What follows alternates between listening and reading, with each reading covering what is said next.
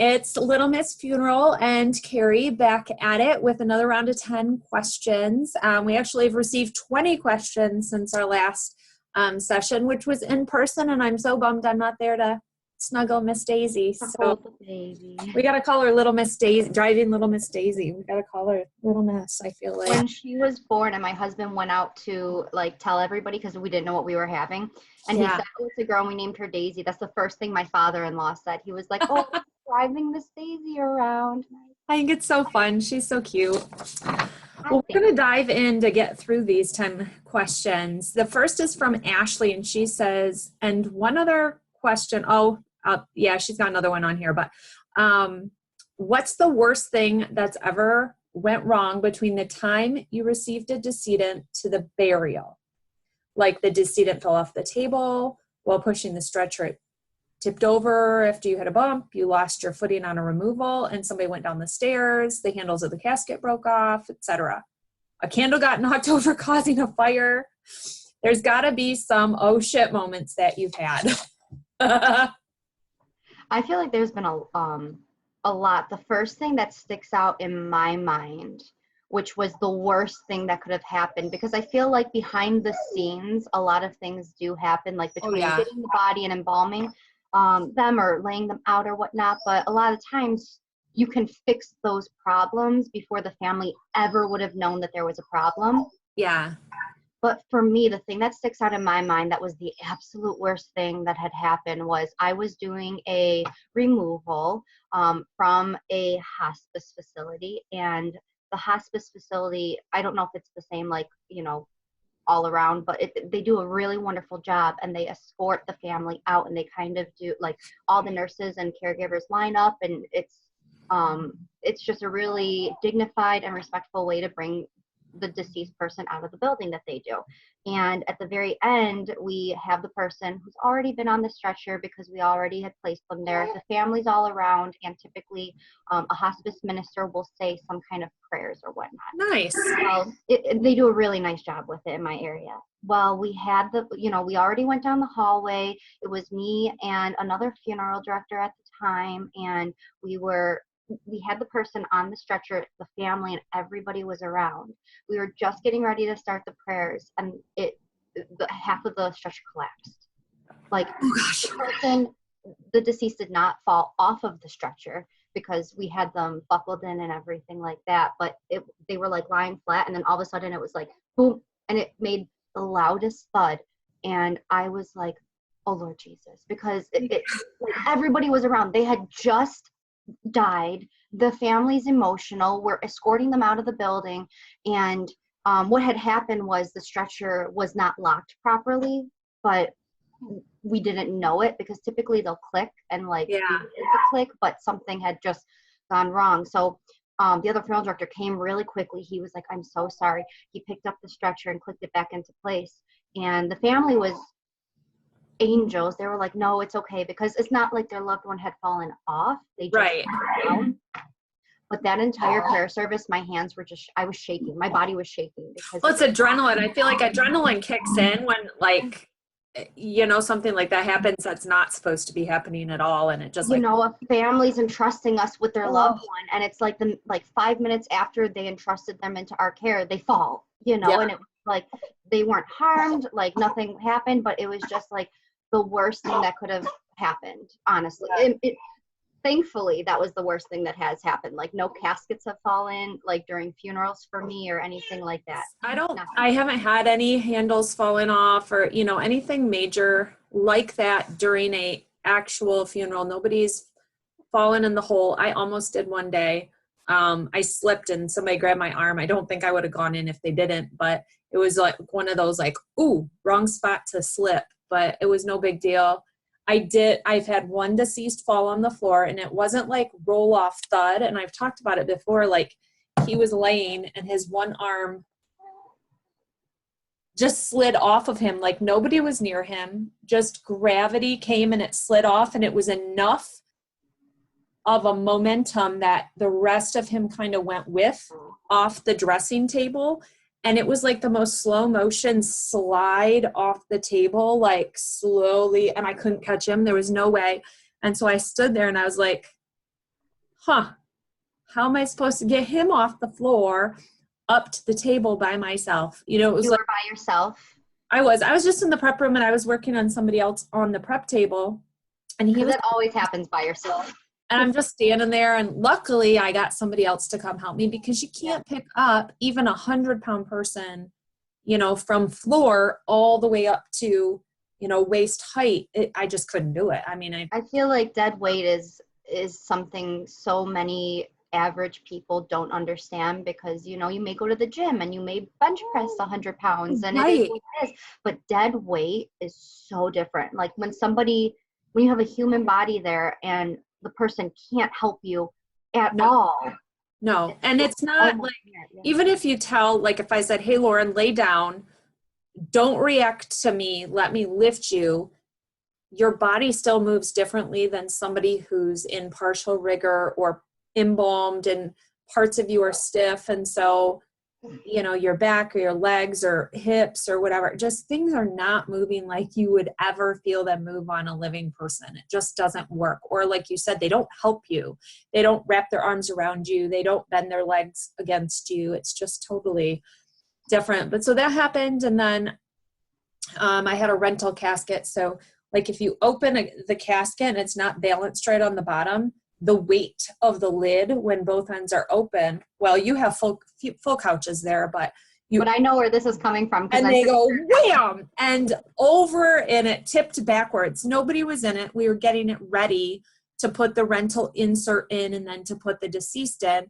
And so we opened the foot end, and it was like, it's like slow motion, because there's nothing you can do. And you know, it's one of those, your brain knows it's coming, but your body can't react quick enough. And I wasn't getting in the way of this huge rental oak casket that's flying off the thing backwards. So I just jumped back and let it go. And, you know, the lids both are not attached. It's like a hinge. Hook this, and it hooks up here. So it's like a pressure hook, but it hit the floor and the lids flew off, and the casket was fine. Absolutely fine. Scared the bejeebus out of me, you know, like, and everybody in the building came running like, what the heck? Yeah. It's like those little things that it's not harming somebody we're caring for. It's not, you know, it's just these little missteps behind the scenes. But yeah, no fires, no craziness like that. That's fine. AJ wondered, have you ever had a deceased family member who is not in the business asked to be present for the embalming, and would you allow them to witness it? Are there ordinances that restrict embalming room access? Can you recommend any online resources for those of us curious about the restorative arts?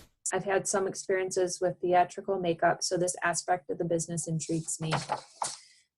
So I have had, I think just one time in all the years, somebody who was in the business ask to be in with me during the embalming, just because they were from a different state. And so to make it legal, I needed to be in there with him, and he assisted with the embalming. I want to say he didn't embalm a lot, but he worked at a funeral home. I'm trying to remember the situation, but I know I had somebody in there with me, and he helped a little bit with cosmetics, but he didn't do a lot. I think it was more, he was around the funeral home and wanting to help. So we allowed him, you know, just professional courtesy, but otherwise we have not. And I would say most funeral homes would require you sign something about mental anguish and anything like that if they did allow you in, because it is illegal. You're not supposed to have anybody that's not a licensed embalmer or apprentice in there because of just viewing the body and the mental anguish that could be, you know, imparted on you. What have you had anybody ever ask? I only had one person, but she was not a licensed funeral director. She had gone to mortuary school, and I believe she began her apprenticeship within New York State, but I can't recall if she finished it or not. And so she was kind of like in that limbo stage where she was in the business, but like not licensed in the business. Right. At the time. It was her father-in-law who passed away, and she had asked if she could assist with the embalming, and my boss at the time did allow it, just because of her she had background, you know. Right, her experience. Yeah, but I feel like besides for that, I've never had anybody else ask. And I feel like typical people don't ask about the embalming process just because they're very emotional. I've had more people ask me if they could do their loved one's hair and makeup. Yeah, which absolutely all the time we say yes to. I feel like to view your loved one being embalmed, even though it's not like, unless they had like an autopsy, a full post, it's not like the most traumatic thing you're ever going to see, but to still, when you're emotional like that, I feel like it's too much for most people to handle, where they don't even think about asking. It's funny because recently I've had a couple people ask about this, and it finally dawned on me, because when my daughter had her surgery, she's like, why can I not come in there? And I said, you know, honey, the doctor cannot do what the doctor needs to do with the precision and sometimes the aggressiveness that they need to do it if somebody is watching that doesn't understand.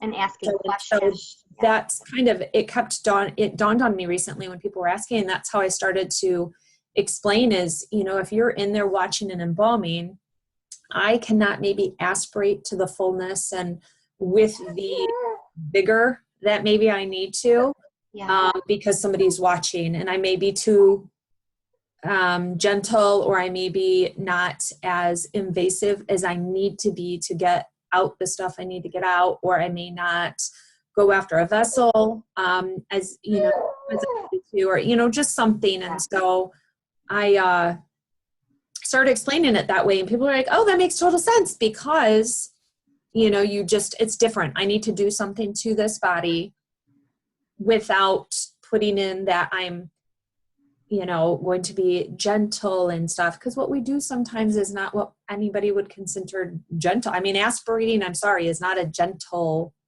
thing that we do. It's an act that we need to do for a certain result. And it's not mean. And well, some people would say it's mean, but, you know, we need to do for preservation. So, and I don't know restorative arts. I'll have to look and find some restorative art stuff. I think the only restorative art information I have, honestly, comes back to my mortuary days, that restorative art textbook that every funeral director has, which honestly isn't the best resource in the fact of, I feel like a lot of it's dated. I mean, not like techniques change all the time within the funeral industry. Right. But being that they have like theater background with makeup, I feel like this person might be fairly good with cosmetics for, you know, deceased. Right. You know, you can Google restorative art embalmer, and you can find photos and you can find stuff. It's not really training. It's more just pictures that have gotten out and people have posted and everything. But so Ashley, this is her first question she had wrote, similar to a below question. Aside from the usual suits, ties men get and related women's wear, what types of unusual outfits have you buried people in? I feel like we've answered this question. Maybe not from her, but we've answered this question. Because we talked about nighties and different things.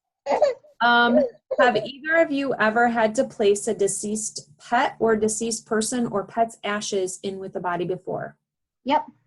Pause. Unfortunately, there's cemeteries, and I know just in New York they passed a thing that this is allowed at cemeteries, because cemeteries for a long time were saying no, if we know there is a pet, cremated remains, or pet in with the body, they're not allowed in the cemetery, because you can't commingle human and animal remains in a ground space legally. And so we always said, you know, what they don't know won't hurt them. I'm not going to, you know, if I look away or if I step out of the room and you happen to stick something in with your mom, then so be it.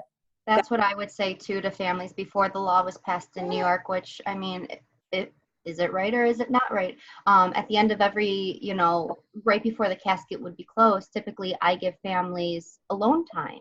So, you know, I'll step out of the room and I'll close, you know, the door and just give the family their final goodbye. And if a family were to place a memento, a necklace, a rosary, you know, something in the casket, then they do. Yeah.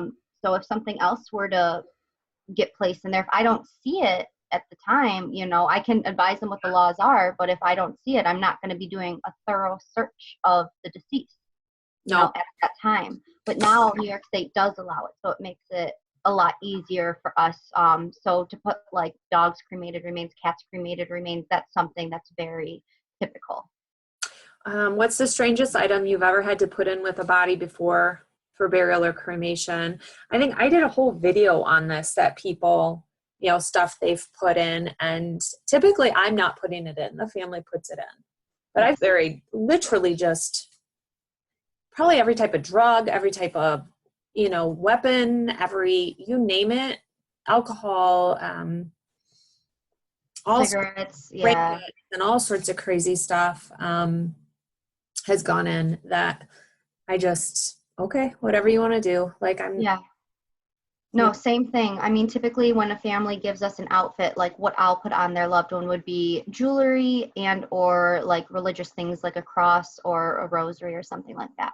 yeah, But anything additional that they place in the casket, like I was saying before, at that time when we do give them the final goodbye, um, it's things that they put in. And I've had some families come up to me and they're kind of nervous about it. Like, listen, we're putting a bottle of Jack in the casket with Dad. Is that okay?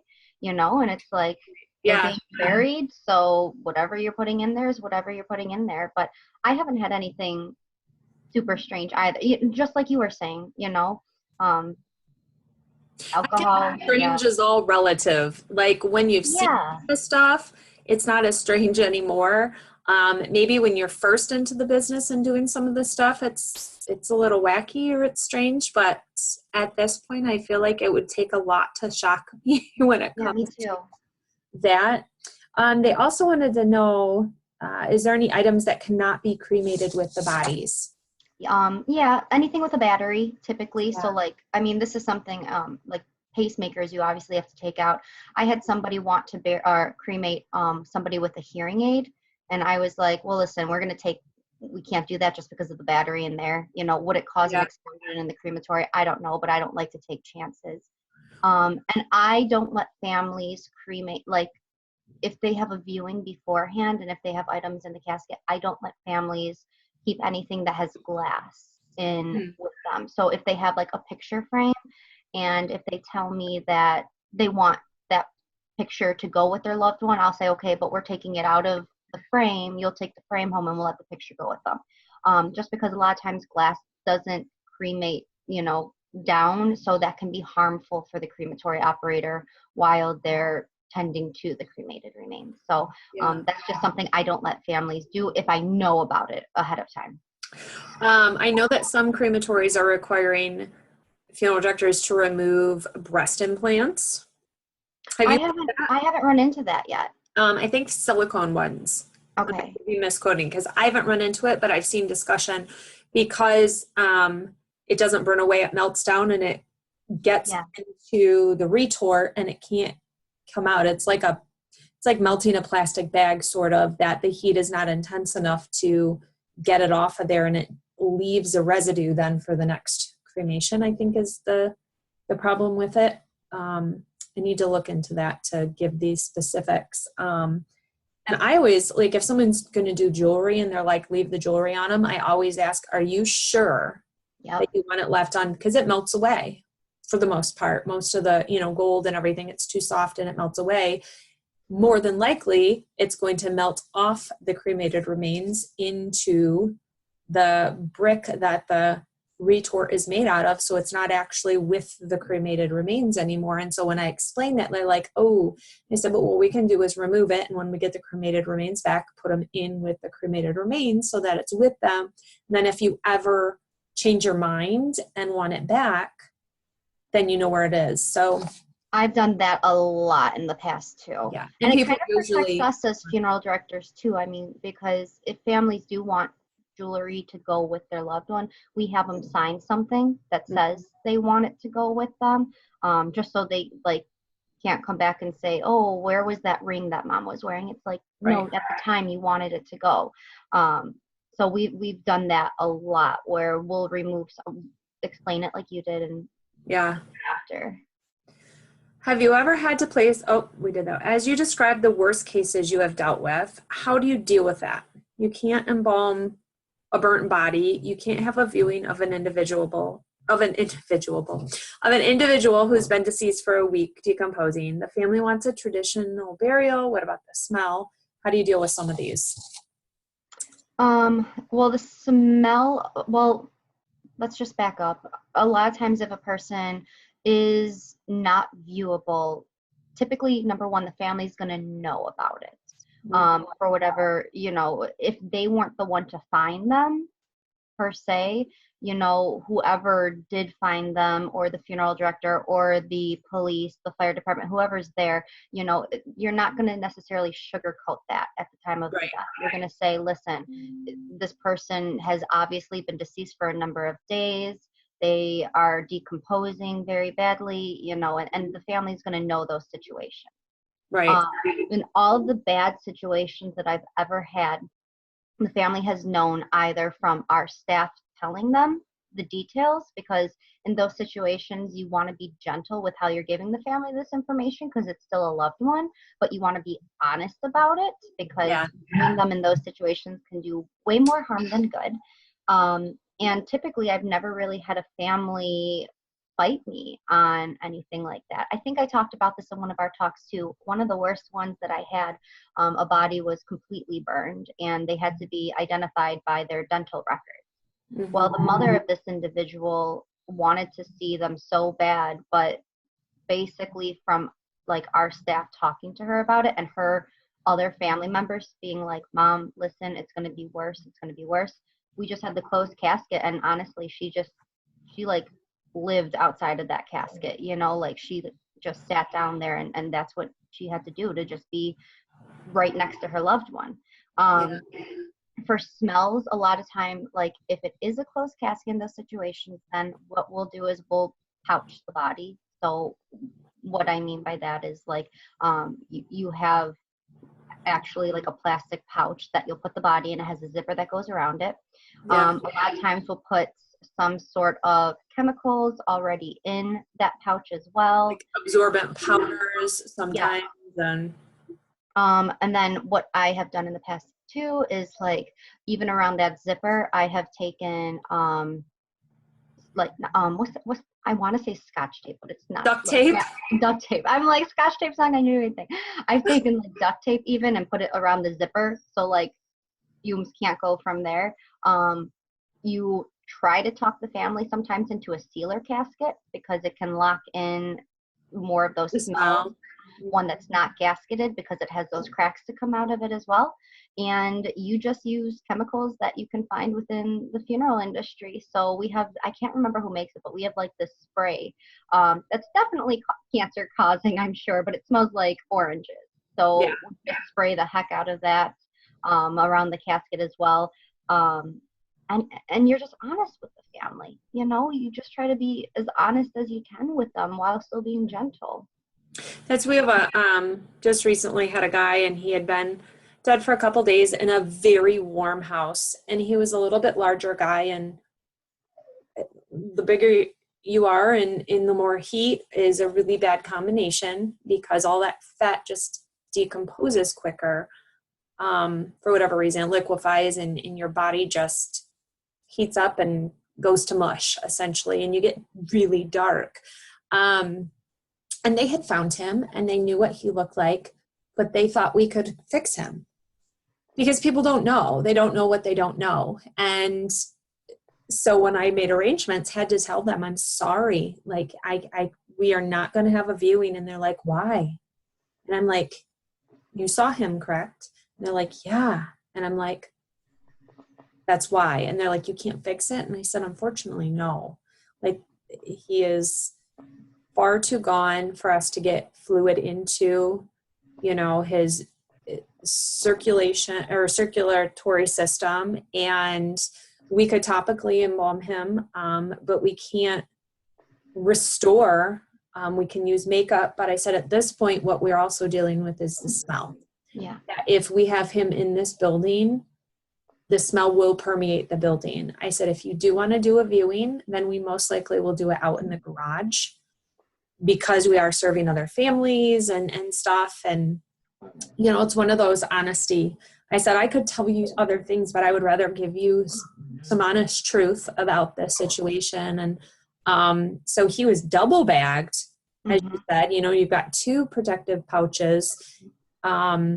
And we told the family that for visitation, he was not going to be in the casket. I said, we really need to leave him in the cooling unit until we leave to the cemetery. And so that's what we'll do is, you know, we would do is then the morning of put him in and go to the cemetery. And that way we're not concerned about the smell. We know that during visitation, it's never going to be a problem. And they understood. It, you know, of course, is never the information you want to hear. Yeah.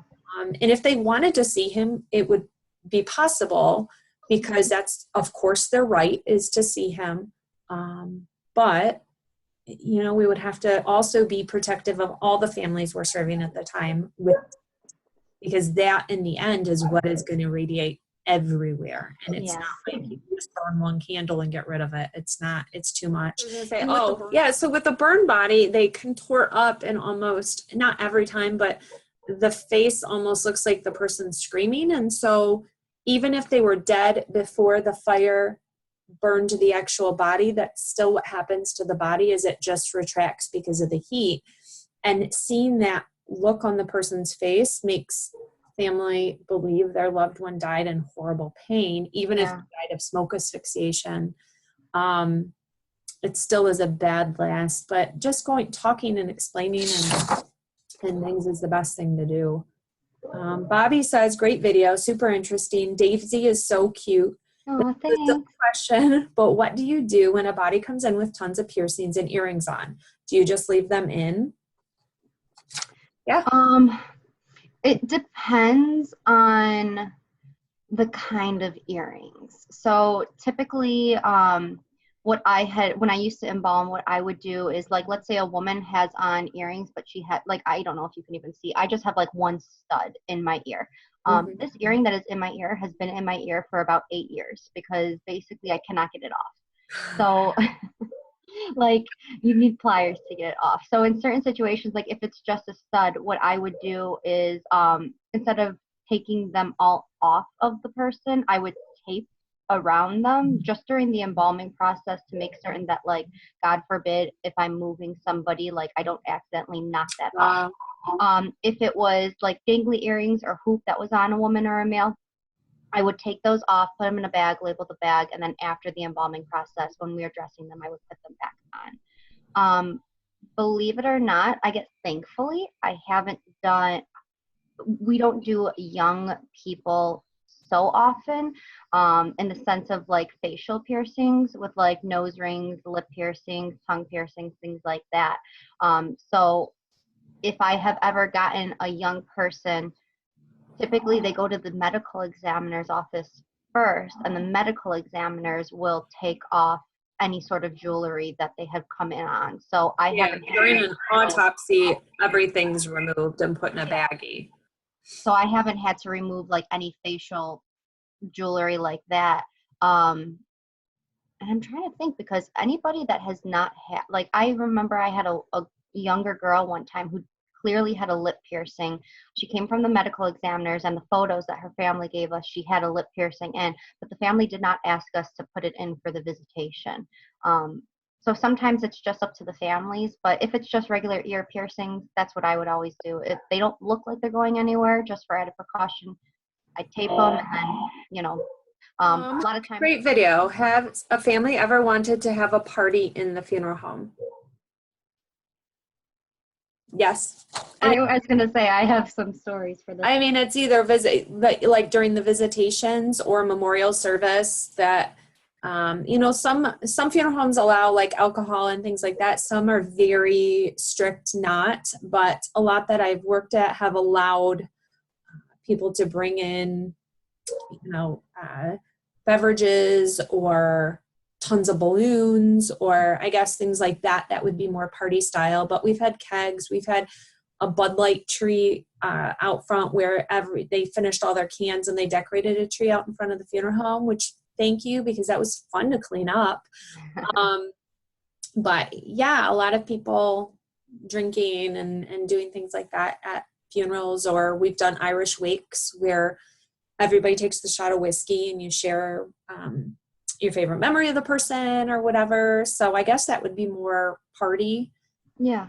per se. And New York State is a little bit different because basically for just the past 2 years, we've only allowed food and beverage in the funeral home. We were one of, I think, 2 states that hadn't allowed it. Like everybody else will do it, but New York didn't for the past couple of years. So the 2 instances that I had that were like legit parties in the funeral home, we had a family come early, like early. Let's say the visitation was starting at 2 o'clock. The family came at like 8 o'clock that morning, and they set up a tent outside, like a nice tent that you would rent for like some sort of like graduation or something in the parking lot. They put tables out, nice linen tablecloths. So like once everybody went inside and paid their respects, they would come outside to this tent, and they had like refreshments and things outside of the funeral home because we couldn't allow it in at the time. So that was like a classy party within the funeral home. Not like a tailgate sort of style. No, it was like, I was like, this is nice, how the family just did everything. And another one that I had that was like a legit party too was this person, in the Western New York area, we have the Bills and Sabres, which aren't necessarily good sports teams. You know, like we've never won a Stanley Cup. We've never won, I'm not into football, so like Super Bowl, whatever, God. So like we've never won anything like that. So we have a lot of die-hard fans in our area, and they suffer a lot. So we had one guy who was a huge Bills fan, and you can go online and Google like Bills tailgating, and I mean the videos that come up, like people jumping off cars onto tables. I mean, these people are crazy. They're my people of my hometown, but they like are hardcore into their sports team and they're tailgating. And outside of the funeral home was basically like a Bills party. But it was perfect for the guy who passed away, because that was like his love, his joy. So it was a sad situation because he was a little bit younger, but once again, like once you exited the funeral home, it was like completely him. He would have loved it. Like, that's awesome. Yeah, it really was. It was really cool. But all those instances had to take place outside of the funeral home just for the law that was in place at that time. Yeah, that's so fun, I think. Kari, I have some questions for you. Blue Kangaroo says, are you familiar with the, I don't even know how to say this, Manene festival in Indonesia? It's where they dig up the dead and they bring them to their home to socialize, eat and drink. Have you seen this? There's been a lot I think Caitlin has done videos on this or talked about this. I've seen a lot of people posting these videos recently. And I only seen parts, bits and pieces where they do, after a certain period of time, they dig the person up, bring them back in their home, kind of dress them up, and they're with them for whatever period of time and hanging out and having dinner and whatever. I'll have to look up more about it because I'm not versed on it. And so I'll have to look up more about it. Would this be legal in the US? If you want to pay for the disinterment fees, no. Yeah, you technically, if a body is above ground in most states, a funeral director is in charge of that body and basically has to ensure the safety of the body and what's happening with the body. Some states, that's not the situation. The family can take possession of the body and do, I guess, what they would like, but most states regulate so that way somebody knows where that body's going, and it's not just like going home and hanging out in the home just for health concerns and stuff. That's why that's kind of in place. You know, after a period of time, the body's not going to be as stinky. They're going to be dried out, and it looks like from a lot of the videos, that's what happens is they're mummified to the mummified point. And so they're not going to be as stinky. They're not going to smell amazing, but they're not going to be as stinky. Has a dead body ever been dumped at a funeral home after hours to avoid paying for a funeral? Oh, not at the funeral home, but left at the medical examiner's office or whatever.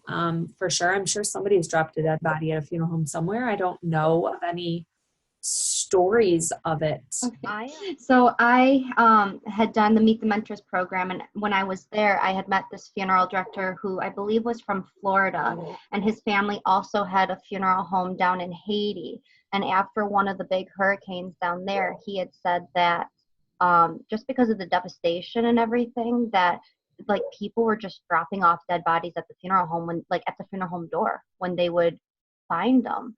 So, you know, his family members would come to the funeral home and there would be like 5 dead bodies outside of the door, and nobody, like the people who were dropping them off didn't necessarily know who they were. They had just come across it because of the devastation, and that's what they had done with them.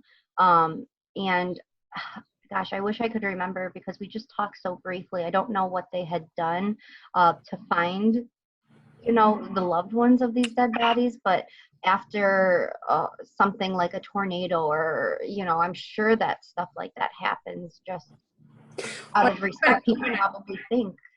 Well, when a country's in such mass devastation like that, like, where do you even put bodies when everywhere, you know, the cemeteries that are there are uprooted, and, you know, with the new bodies, and if you have no means to even feed yourself, how are you going to pay for taking care of a body? So I can see how that can happen easily in those situations where it's like, hey, we have somebody, here you go, because you are going to hopefully take care of them, and there's nothing else you can do. Absolutely. That reaction was incredible. I think they're talking about me reacting to the pregnancy. Okay, I am Elaine, soon to start classes for a bachelor's degree in science. I'd like to decompose for sure when I die. Body farm to be more specific. Could care less about a service. I wonder what sort of services you would both like. And then what? Little Miss Funeral. I was wondering why I'd always seen you in a polka dot shirt lately. It was the only thing that fit me. I know. So what kind of service would you like? I go back and forth. In a perfect world, I would have a green burial because I think that they're simple. I think that they're dignified. I think that they're beautifully done, where my family would just take my body wrapped in a shroud or in a wicker basket, and I just like kind of envision like flowers around the grave and having just a really nice, simple service like that. Since I live where I live and we don't have any green cemeteries, and since I come from a Catholic background, I will most likely have a traditional funeral. I do not want to be cremated, and my family knows that I do not want to be cremated. So, And now it's on record. Yes. So anybody who's watching this, if I die and if I'm cremated, know that I shall haunt every one of you. No. And I don't want to be placed in a mausoleum. I don't want to be placed in a above ground thing. I want to go into the earth. I have my funeral outfit picked out already. In about 2015 online, I found a vintage dress. It's long sleeved, high neckline. It's like a gown. It's black and it's completely beaded. This thing is heavy just because of the beading. And I thought to myself, that is the most beautiful dress I've ever seen, but I have absolutely no reason to wear it. Bought it anyways, and it's hanging in my closet right now with a rosary around it that I had gotten when I went to Ireland. And I told my husband, when I die, this is the outfit that I'm going to be buried in. If my green burial, you know, comes true, unfortunately, I won't be able to be buried in that outfit because it doesn't go along with the decomposing aspect of it. But yeah, I definitely want to be in the ground, definitely want to be buried, and I definitely want to have a funeral service of some kind. I wouldn't mind, since I was born Roman Catholic, having a massive Christian burial, but I want to have something just because I think it's healthy for my friends and family members to come together and then to acknowledge the death and to just have that opportunity to grieve. It's so funny because I go back and forth and it depends on the day how I feel. I don't want to be cremated, I don't think. However, water cremation kind of intrigues me, but I have a fear of drowning. So I think that part of it kind of terrifies me. I would want to be buried, but I think all of it is not a good answer. Like, I don't like any of it 100%. I do like the green burial. I like the natural. Like, it's funny, after burying my dog, which I know it's not a human, but it was a beautiful like act and hands-on, and I liked the thought behind it. I did not like that, like, he was in the ground within an hour or so of death, because for 2 days, all I could think was, what if he wasn't dead? What if he wasn't dead? What if he wasn't dead? So I would have the stipulation that I want to be kept around till I'm getting stinky.